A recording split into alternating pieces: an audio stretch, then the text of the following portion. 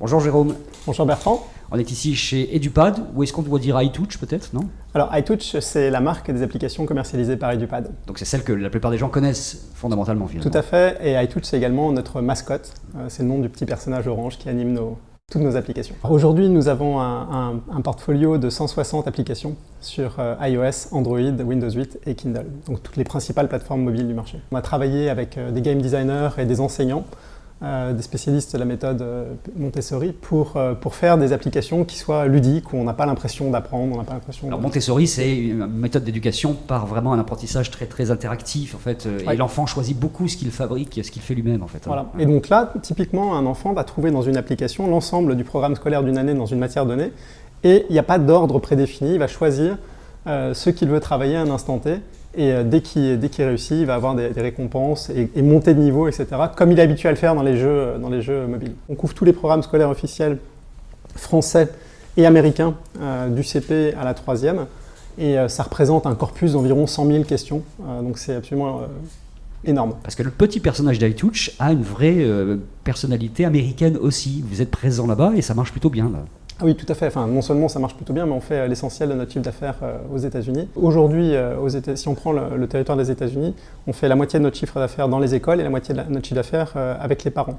Ce qui est intéressant, c'est que c'est avec les mêmes applications. Donc on voit bien que c'est le même besoin derrière.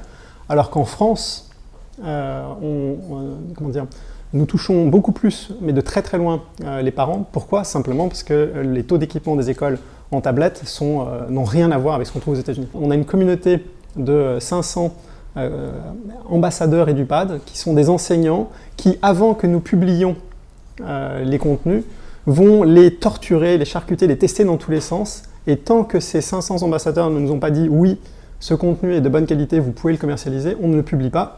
Et d'ailleurs, l'auteur n'est pas payé. Vous avez un business model qui jongle à la fois sur du freemium et sur du premium. Comment se fait la différence finalement dans le choix des applications? Alors, c'est très simple.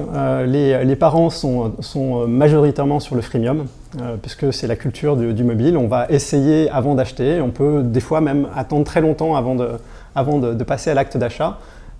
Et à contrario, une école, le freemium, c'est un modèle qui techniquement ne marche pas, d'un point de vue administratif, processus d'achat. Donc nous avons également des apps, pour le coup premium, qui sont achetable techniquement simplement par les écoles. On a affaire à un vrai enjeu de société actuellement, c'est-à-dire comment on va éduquer nos enfants dans les 50 prochaines années, voire les 5000. Est-ce qu'on aura le contrôle ou pas finalement de ce qu'ils vont apprendre? Ça faisait partie des questions initiales dans les choix pédagogiques qu'on a fait. Est-ce qu'on va forcer une progression, la progression scolaire officielle en disant il faut que tu passes du point A au point B, au point C, etc.